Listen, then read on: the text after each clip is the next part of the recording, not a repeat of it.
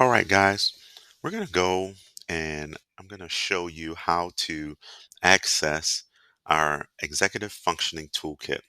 So, on your launchpad, your ClassLink launchpad, we're going to go to the intranet.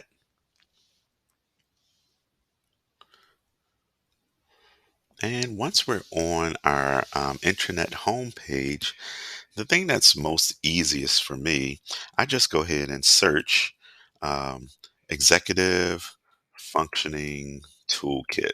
And I've searched it before, so it's right there. So I'm going to make sure I choose the one with the EF there. Um, but let's just say you didn't, and you just click. You've never done it before, so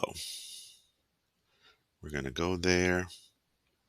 And this one right here, Executive Functioning Toolkit. And I'm just going to click that one right there. And this is our Executive Functioning Toolkit that we use for our county. And so it's interactive. So when you hover over the cogs, they shift. So that's awesome. And, for our withdrawn students in the area of executive functioning, they struggle with initiating tasks. They struggle with having that focused attention, and they also struggle with planning and organization. Okay. So later on, part of your independent study is you're going to have the opportunity to choose between initiating tasks and planning and organizing. Okay.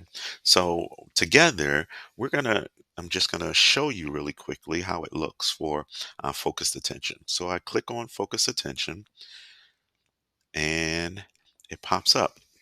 And so what do you see? You have a couple of Options. It talks about what is it and why is it needed. It talks about and let's click it so you can see. And so focus attention is actively directing awareness and perception onto intended speaker or task and keeping attention there. All right. So it gives you a great definition of it. And it tells you students who are successful with focused attention. And I love it because it goes through each level. So we've been talking about Luke, who's our elementary student. So let's click on elementary. And so students who are successful with focused attention, they can create a spotlight on an activity, topic, or thought and can block out other stuff. They prioritize their tasks. They choose to consciously attend to a task. They can have clear goals and work towards them, and they finish their work in a lot of time. Well, that's for the students who are doing great with it. Let's talk about our friend Luke, who might struggle with focused attention. And so he's elementary again. And so they have that difficulty concentrating and filtering distractions. They often miss visual or audio details. They miss important social cues from others. And they have difficulty multitasking and often do not finish work on time. So, what can we do? How can we help them? So, let's look at some of the resources and some of the strategies. Again, for Luke, so we have those universal strategies that all elementary students get. Those targeted strategies, so these are our tier one strategies.